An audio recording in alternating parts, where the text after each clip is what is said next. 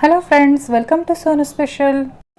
ನೀವಿನ್ನೂ ನನ್ನ ಚಾನಲ್ನ ಸಬ್ಸ್ಕ್ರೈಬ್ ಮಾಡ್ಕೊಂಡಿಲ್ಲ ಅಂದರೆ ನೀವು ನೋಡ್ತಾ ಇರೋ ವಿಡಿಯೋ ಕೆಳಗೆ ಈ ರೀತಿ ರೆಡ್ ಕಲರಲ್ಲಿ ಸಬ್ಸ್ಕ್ರೈಬ್ ಅಂತ ಇರುತ್ತೆ, ಅದ್ರ ಮೇಲೆ ಕ್ಲಿಕ್ ಮಾಡಿ. ಹಾಗೆ ಪಕ್ಕದಲ್ಲೇ ಬೆಲ್ ಐಕನ್ ಕಾಣಿಸುತ್ತೆ, ಅದ್ರ ಮೇಲೆ ಕೂಡ ಕ್ಲಿಕ್ ಮಾಡ್ಕೊಳ್ಳಿ. ಅಲ್ಲಿ ಆಲ್ ಅನ್ನೋ ಬಟನ್ ಮೇಲೆ ಕ್ಲಿಕ್ ಮಾಡ್ಕೊಳ್ಳಿ. ಅದರಿಂದ ನಿಮಗೆ ನಾನು ಮಾಡೋ ವೀಡಿಯೋಸ್ ಪ್ರತಿಯೊಂದು ನೋಟಿಫಿಕೇಷನ್ ಆಗಿ ಬರುತ್ತೆ. ಹಾಗೆ ಇಲ್ಲಿ ಕಾಣಿಸ್ತಾ ಇರೋ ಲೈಕ್ ಬಟನ್ ಮೇಲೆ ಕೂಡ ಪ್ರೆಸ್ ಮಾಡಿ. ನಾನಿವತ್ತು ಮಹಾಶಿವರಾತ್ರಿ ಸ್ಪೆಷಲ್ ಉರಿಗಡಲೆ ತಂಬಿಟ್ಟನ್ನ ಹೇಗೆ ಮಾಡೋದು ಅಂತೇಳಿ ತೋರಿಸ್ಕೊಡ್ತಾ ಇದ್ದೀನಿ. ನಮ್ಮ ಶಿವರಾತ್ರಿ ಹಬ್ಬಕ್ಕೆ ಮಾಡಲೇಬೇಕಾದಂಥ ಸ್ಪೆಷಲ್ ಇದು. ಬನ್ನಿ ಹಾಗಾದರೆ ಯಾವ ರೀತಿ ಮಾಡೋದು ಅಂತೇಳಿ ನೋಡ್ಕೊಳ್ಳೋಣ. ನಾನಿಲ್ಲಿ ಮೊದಲಿಗೆ ಒಂದು ಫ್ರೈಯಿಂಗ್ ಪ್ಯಾನ್ ಇಟ್ಕೊಂಡಿದ್ದೀನಿ. ಅದಕ್ಕೆ ಅರ್ಧ ಕಪ್ಪು ಕಡಲೆಕಾಯಿ ಬೀಜನ ಹಾಕ್ಕೊಂಡಿದ್ದೀನಿ. ಅದನ್ನು ಇವಾಗ ಸ್ವಲ್ಪ ಕಲರ್ ಚೇಂಜ್ ಆಗೋವರೆಗೂ ನಾವು ಇದನ್ನು ಫ್ರೈ ಮಾಡ್ಕೋಬೇಕಾಗತ್ತೆ. ನೋಡಿ, ಇವಾಗ ಸಿಪ್ಪೆ ಎಲ್ಲ ಬಿಟ್ಕೋತಾ ಇದೆ. ಇದು ರೆಡಿಯಾಗಿದೆ. ನಾವಿವಾಗ ಇದನ್ನೊಂದು ಸೈಡಲ್ಲಿ ಸಪ್ರೇಟಾಗಿ ಎತ್ತಿಟ್ಕೊಂಡು ಇದರ ಸಿಪ್ಪೆ ಎಲ್ಲ ಬಿಡಿಸ್ಕೊಂಡು ಇದನ್ನು ಬೇಳೆ ಮಾಡಿಕೊಂಡು ಇಟ್ಕೊಂಡಿರೋಣ. ಇವಾಗ ನಾನು ಮತ್ತೆ ಅದೇ ಪ್ಯಾನ್ಗೆ 1/3 ಕಪ್ಪಷ್ಟು ಬಿಳಿ ಎಳ್ಳನ್ನು ಹಾಕ್ಕೊಂಡು ಫ್ರೈ ಮಾಡ್ಕೋತಾ ಇದ್ದೀನಿ. ಇದನ್ನು ಅಷ್ಟೇ ಸ್ವಲ್ಪ ಕಲರ್ ಚೇಂಜ್ ಆಗೋವರೆಗೂ ಫ್ರೈ ಮಾಡ್ಕೊಳ್ಳೋಣ. ನೋಡಿ, ಇವಾಗ ಇದು ಕೂಡ ರೆಡಿಯಾಗಿದೆ. ಇದನ್ನು ಸಪ್ರೇಟಾಗಿ ಎತ್ತಿಟ್ಕೊಳ್ಳೋಣ. ಇವಾಗ ಮತ್ತೆ ನಾನು ಸೇಮ್ ಪ್ಯಾನ್ಗೆ 1/4 ಕಪ್ಪು ಗಸಗಸೆ ಹಾಕ್ಕೊಂಡಿದ್ದೀನಿ. ನೀವು ಬೇಕು ಅಂತ ಅಂದರೆ ಎಳ್ಳು ಮತ್ತು ಗಸಗಸೆನ ಒಂದೇ ಪ್ರಮಾಣದಲ್ಲಿ ತೊಗೋಬೋದು. ಇದು ಕೂಡ ಸ್ವಲ್ಪ ಕಲರ್ ಚೇಂಜ್ ಆದಮೇಲೆ ನಾವು ಇದನ್ನು ಕೂಡ ಎತ್ತಿಟ್ಕೊಳ್ಳೋಣ. ನೋಡಿ, ಇದು ಕೂಡ ರೆಡಿಯಾಗಿದೆ. ಈಗ ಅದೆಲ್ಲ ತಣ್ಣಗಾಗೋ ಅಷ್ಟರಲ್ಲಿ ನಾವಿಲ್ಲಿ ಕಡಲೆನ ಪುಡಿ ಮಾಡ್ಕೊಳ್ಳೋಣ. ನಾನಿಲ್ಲಿ 2.5 ಕಪ್ಪಷ್ಟು ಹುರಿಗಡಲೆನ ತೊಗೊಂಡಿದ್ದೀನಿ. ನಾನಿಲ್ಲಿ ಬೇಳೆಕಡಲೆ ಮತ್ತು ದುಂಡುಗಡಲೆ ಎರಡನ್ನೂ ಮಿಕ್ಸಲ್ಲಿ ತೊಗೊಂಡಿದ್ದೀನಿ.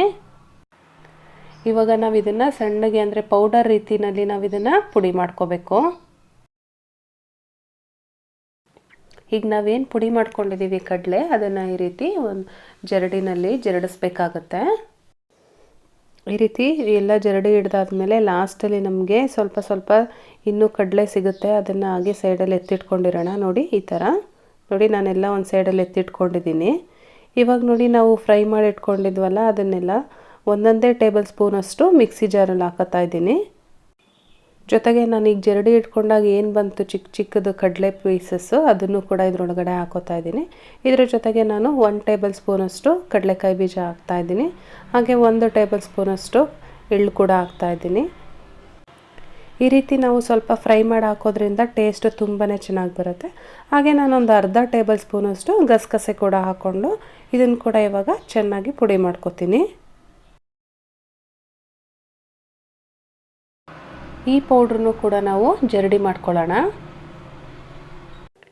ಇದು ಜರಡಿ ಹಿಡ್ದಾದ್ಮೇಲೆ ನಾವು ಉಳಿದಿರೋ ಅಂಥ ಗಸಗಸೆ, ಎಳ್ಳು ಮತ್ತು ಕಡಲೆಕಾಯಿ ಬೀಜನ ಇದರೊಳಗಡೆ ಹಾಕ್ಕೊಳ್ಳೋಣ. ನಾನು ಇದರ ಜೊತೆಗೆ ಒಂದು ಅರ್ಧ ಕಪ್ಪಷ್ಟು ಕೊಬ್ಬರಿ ತುರಿನ ಈ ರೀತಿ ತುರಿದ್ಬಿಟ್ಟು ಹಾಕ್ಕೊಂಡಿದ್ದೀನಿ.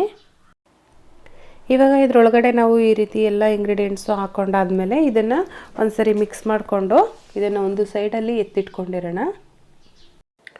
ಫ್ರೆಂಡ್ಸ್, ಈ ರೀತಿ ಎಲ್ಲ ಇಂಗ್ರೀಡಿಯೆಂಟ್ಸು ಹಾಕಿ ಒಂದ್ಸರಿ ತಂಬಿಟ್ಟು ಮಾಡ್ಕೊಡಿ ಮನೇಲಿ. ಯಾರ್ಯಾರೆಲ್ಲ ತಂಬಿಟ್ಟು ತಿನ್ನಲ್ಲ ಅಂಥವರೆಲ್ಲ ತುಂಬಾ ಇಷ್ಟಪಟ್ಟು ತಿಂತಾರೆ. ಯಾಕಂದರೆ ಇದು ಅಷ್ಟು ಟೇಸ್ಟಿಯಾಗಿರುತ್ತೆ. ನೋಡಿ, ಇವಾಗ ಇದೆಲ್ಲ ಚೆನ್ನಾಗಿ ಮಿಕ್ಸ್ ಆಗಿದ್ದಾಗಿದೆ. ನಾನು ಇದನ್ನು ಒಂದು ಸೈಡಲ್ಲಿ ಎತ್ತಿಟ್ಕೊಂಡಿರ್ತೀನಿ. ನಾನೀಗ ಒಂದು ಸ್ಟವ್ ಮೇಲೆ ಪಾತ್ರೆ ಇಟ್ಕೊಂಡಿದ್ದೀನಿ. ನಾನು ಯಾವ ಕಪ್ಪಲ್ಲಿ ಕಡಲೆನ ತೊಗೊಂಡಿದ್ನೋ ಅದೇ ಕಪ್ಪಲ್ಲಿ 2 ಕಪ್ಪು ಬೆಲ್ಲ ಕೂಡ ಹಾಕೋತಾ ಇದ್ದೀನಿ. 2.5 ಕಪ್ ಕಡಲೆಗೆ 2 ಕಪ್ ಬೆಲ್ಲ ಹಾಕ್ತಾಯಿದ್ದೀನಿ. ನಿಮಗೆ ಯಾವ ರೀತಿ ಸ್ವೀಟ್ ಬೇಕೋ ಅದ್ರ ಮೇಲೆ ನೀವು ಹಾಕ್ಕೋಬೋದು. ಇವಾಗ 1 ಕಪ್ಪು ನೀರನ್ನು ಇದರೊಳಗಡೆ ಹಾಕೋತಾ ಇದ್ದೀನಿ. ಇದು ಚೆನ್ನಾಗಿ ಬೆಲ್ಲ ಕರಗಬೇಕು. ಪಾಕ ಏನು ಬರೋದು ಬೇಡ ನಮಗೆ.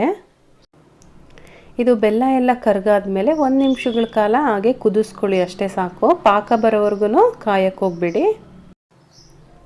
ಇವಾಗ ನೋಡಿ, ಚೆನ್ನಾಗಿ ಕುದೀತಾ ಇದೆ. ಬೆಲ್ಲ ಕೂಡ ಎಲ್ಲ ಕರಗಿದೆ. ಇದನ್ನು ನಾನು ಹಾಗೆ 1 ನಿಮಿಷಗಳ ಕಾಲ ಮತ್ತೆ ಕುದಿಸ್ಕೊತಾ ಇದ್ದೀನಿ. ಫ್ರೆಂಡ್ಸ್, ನೋಡಿ, 1 ನಿಮಿಷ ಆಗಿದೆ. ಬೆಲ್ಲ ಎಲ್ಲ ಚೆನ್ನಾಗಿ ಕರಗಿದೆ. ಎಲ್ಲೂ ನಮಗೆ ಬೆಲ್ಲದ ಪೀಸಸ್ಸು ಸಿಗ್ತಾ ಇಲ್ಲ. ಇವಾಗ ನಾನು ಸ್ಟವ್ ಸ್ವಿಚ್ ಆಫ್ ಮಾಡ್ಕೊಂಡಿದ್ದೀನಿ. ಇದನ್ನು ಸಪ್ರೇಟಾಗಿ ಒಂದು ಗ್ಲಾಸಲ್ಲಿ ನಾನು ಇದನ್ನು ಸೋಸ್ತಾ ಇದ್ದೀನಿ. ಬೆಲ್ಲದಲ್ಲಿ ವೇಸ್ಟೇಜ್ ಏನಿರುತ್ತೆ ಅದನ್ನು ತೆಗಿಲಿಕ್ಕೆ. ನೋಡಿ ಎಷ್ಟು ಬಂತು ವೇಸ್ಟೇಜು. ಇವಾಗ ನಾವು ರೆಡಿ ಮಾಡಿ ಇಟ್ಕೊಂಡಿದ್ದೀವಲ್ಲ ಈ ಕಡಲೆ ಮಿಕ್ಸ್ಚರ್ಗೆ ಸ್ವಲ್ಪ ಸ್ವಲ್ಪನೇ ಆ ಬೆಲ್ಲದ ನೀರು ಹಾಕ್ಕೊಂಡು ಈ ರೀತಿ ಮಿಕ್ಸ್ ಮಾಡ್ತಾ ಬರೋಣ.